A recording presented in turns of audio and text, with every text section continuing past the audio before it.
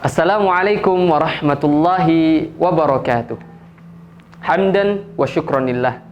Assalatu wassalamu ala rasulillah, amma ba'du. Sahabat Quran yang dirahmati oleh Allah subhanahu wa ta'ala, apa kabar semuanya? Semoga kita semua dalam keadaan sehat walafiat dan tetap semangat dalam menjalankan ibadah puasa di bulan Ramadan kali ini. Insya Allah pada kesempatan kali ini Ustadz akan menyampaikan 30 kisah dalam Al-Quran yang ada di dalam program SHQ Berkisah. Dan kisah yang akan Ustadz sampaikan saat ini adalah kisah manusia pertama, sosok manusia yang pertama kali membijaki kaki di bumi ini, yaitu Nabi Adam alaihissalam. Allah subhanahu wa ta'ala berfirman di dalam surat Al-Baqarah ayat 30. A'udzu billahi minasyaitonir rajim. Wa idz qala rabbuka lil malaikati inni ja'ilun fil ardi khalifah. Qalu ataj'alu fiha may yufsidu fiha wa yasfikud dima' wa nahnu nusabbihu bihamdika wa nuqaddisu lak. Qala inni a'lamu ma la ta'lamun.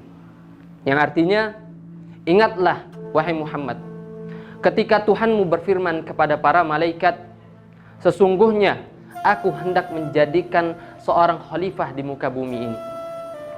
Lalu para malaikat berkata, mengapa engkau hendak menjadikan khalifah di bumi itu orang yang akan membuat kerusakan padanya dan menumpahkan darah? Padahal kami senantiasa bertasbih dan memuji engkau ya Allah, dan mensucikan engkau ya Allah. Lalu Allah berfirman, sesungguhnya aku mengetahui apa yang tidak kamu ketahui. Taib, sahabat Quran yang semoga dirahmati oleh Allah, di dalam ayat ini, di dalam ayat 30 ini, ya, Allah subhanahu wa ta'ala sebelum menciptakan hal itu, Allah subhanahu wa ta'ala memberikan tahu dulu nih kepada para malaikat.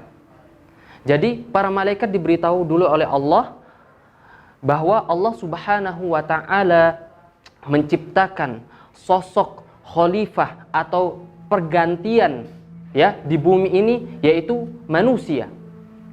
Yang sudah kita tahu bahwa manusia tersebut yang bernama Nabi Adam alaihi salatu wassalam. Lalu para malaikat itu berkata kepada Allah subhanahu wa ta'ala, mengapa engkau hendak menjadikan khalifah di bumi itu orang yang akan membuat kerusakan padanya dengan kemaksiatan-kemaksiatan dan menumpahkan darah? Mungkin kita mendengarkan ayat ini atau kita memahami secara tekstual ini bahwa malaikat itu ada unsur membantah, unsur tidak terima sama Allah. Ya Allah, kenapa sih engkau ini menciptakan sosok yang nanti itu ada pertumpahan darah di dalamnya, yang nanti ini akan banyak mengakibatkan kerusakan di dalamnya. Nah, sahabat Quran yang dimuliakan oleh Allah, nah, para mufassirin ya, para ulama-ulama tafsir menjelaskan ayat ini bahwa malaikat berkata seperti itu adalah unsur penghambaan kepada Allah subhanahu wa ta'ala. Kenapa? Karena kalimat itu, konteks tersebut ya, malaikat itu bertanya, meminta informasi kepada Allah. Ya Allah, ya, meminta informasi kepada Allah dan meminta hikmah.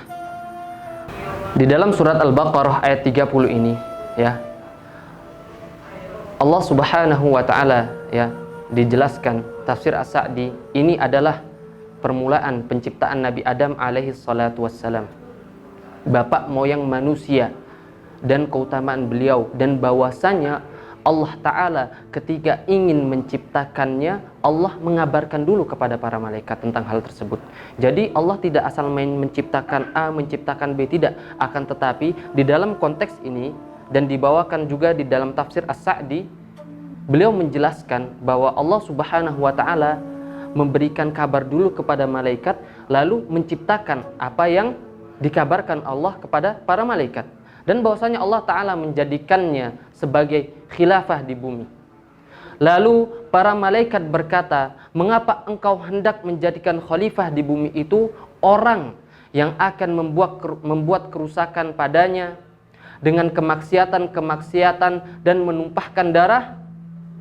Hal ini merupakan uraian secara khusus setelah disebutkan secara umum demi menjelaskan besarnya kerusakan akibat pembunuhan itu. Dan hal itu adalah sebatas dugaan para malaikat, bahwasanya khalifah yang akan diciptakan di bumi itu akan melakukan hal-hal yang mereka sebutkan. Lalu mereka menyucikan Sang Pencipta dari hal itu semua dan mengagukannya. Kemudian mereka mengungkapkan bahwasanya mereka dalam setiap kondisi selalu beribadah kepadanya tanpa berbuat kerusakan. Maka mereka berkata, para malaikat, padahal kami senantiasa bertasbih dan memujimu. Maksudnya kami menyucikanmu dengan segala kesucian yang sesuai dengan segala pujian dan keagunganmu. Jadi jelas bahwa di ayat 30 ini Allah Subhanahu wa Ta'ala mengabarkan kepada kita bahwa di bumi ini ada khalifah, ada pergantian, ya. Di dalam kitab Al-Bidayah wan Nihayah itu Ibnu Katsir menjelaskan, ya, sebelum diciptakan bumi ini, bahwa 2000 tahun sebelum diciptakannya Nabi Adam alaihi salatu wassalam, itu bangsa jin itu udah hidup di muka bumi ini. Sebagaimana dugaannya para malaikat, ia membuat kerusakan, ia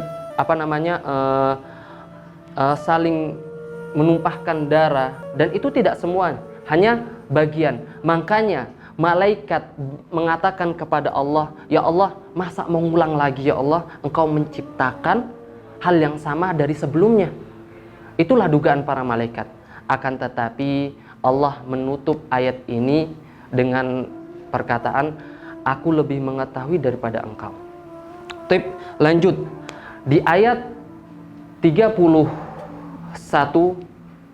ya, Allah Subhanahu wa Ta'ala setelah menciptakan Nabi Adam, Allah itu memberikan pelajaran kepada Nabi Adam, memberikan ajaran kepada Nabi Adam, layaknya seorang guru terhadap muridnya. Allah Subhanahu wa Ta'ala mengajarkan kepada Nabi Adam nama-nama, benda, sifat, ya. Di dalam tafsir Ibnu Katsir, nama-nama benda di sini sebagaimana yang bisa kita lihat, ya.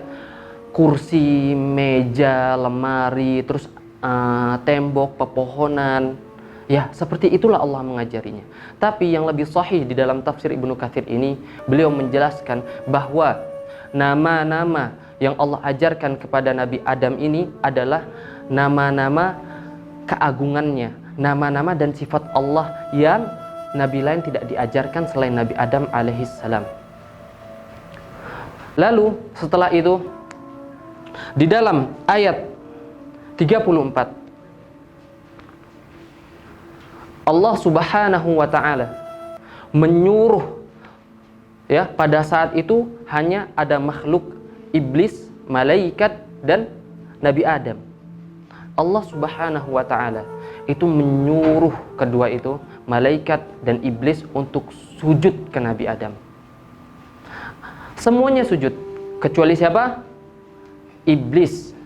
Ia enggan sujud kepada Nabi Adam dengan berargumen bahwa aku lebih baik daripada engkau, bahwa aku tercipta dari api sedangkan engkau tercipta dari tanah. Lalu setelah itu Allah lanjutkan di dalam surat Al-A'raf ayat 13 bahwa setelah iblis enggan menolak suruhan dari Allah Subhanahu wa Ta'ala untuk sujud kepada Nabi Adam, maka pada saat itu juga Allah Subhanahu wa Ta'ala menurunkan iblis di surga, menurunkan iblis dari surganya. Lalu iblis itu meminta ada komunikasi antara Allah dengan iblis, meminta fa'anzirni ila yaumi yub'atsun, meminta agar ditangguhkan oleh Allah sampai hari kebangkitan, yaitu hari kiamat. Pada saat itu Allah menyetujui hal itu. Lalu iblis lagi dia seperti tidak mau kalah, seperti ngotot gitu sama Allah dengan berbicara, ya Allah, Engkau telah menyesatkanku, maka aku akan sesatkan hamba-hambamu untuk sedikit bersyukur kepada Engkau. Sahabat Quran yang dimuliakan oleh Allah, pada ayat ini iblis diturunkan oleh Allah Subhanahu wa taala di muka bumi ini, dan iblis bukan saja turun, akan tetapi ia dijauhkan oleh Allah. Ia dijauhkan dari kenikmatan-kenikmatan yang sebelumnya ia dapati. Dan iblis bukan hanya pada itu juga, ia juga menyesatkan anak cucu Adam. Karena ia merasa disesati, karena dia merasa dikecewakan oleh Allah, maka ia akan sebisa mungkin akan menyesatkan anak cucu Adam untuk tidak taat kepada Allah sampai hari kiamat kelak. Dan setelah iblis turun, malaikat taat kepada Allah, dan Nabi Adam beserta istrinya yaitu Hawa tetap berada di surga. Dan Allah Subhanahu wa taala memberikan sebuah warning, janganlah engkau berdua mendekati pohon yang semua kita udah tahu bahwa pohon itu berbuah dan nama buah itu buah khuldi, yang apabila engkau memakan buah khuldi itu, maka engkau menjadi orang yang zalim. Lalu terbisiklah bisikan syaitan kepada Nabi Adam dan Hawa untuk untuk merasakan, untuk mencoba buah khuldi tersebut. Lalu dicobalah buah khuldi tersebut oleh Nabi Adam. Pada saat itu juga Nabi Adam setelah mencoba hal itu, ia lari ketakutan.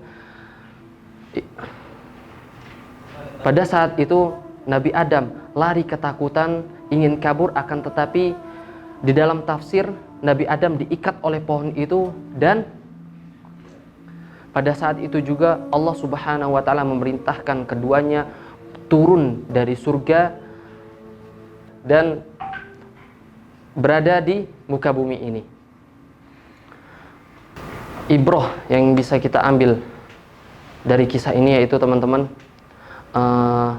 bahwa sifat sombong itu adalah sifat yang sangat amat tercela, dan itu juga adalah sifat yang pertama kali dilakukan oleh iblis, sampai-sampai yang sebelumnya ia terkenal taat kepada Allah, yang sebelumnya ia merasakan kenikmatan-kenikmatan yang Allah berikan, pada saat itu juga dan pada saat ia sombong kepada Allah, langsung Allah turunkan ke muka bumi.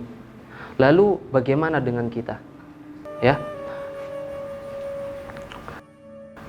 bagaimana kita sombong yang sebetulnya kita belum pernah merasakan nikmat-nikmat surga. Kita belum pernah merasakan bagaimana rasanya duduk di permadani yang ada di dalam surga.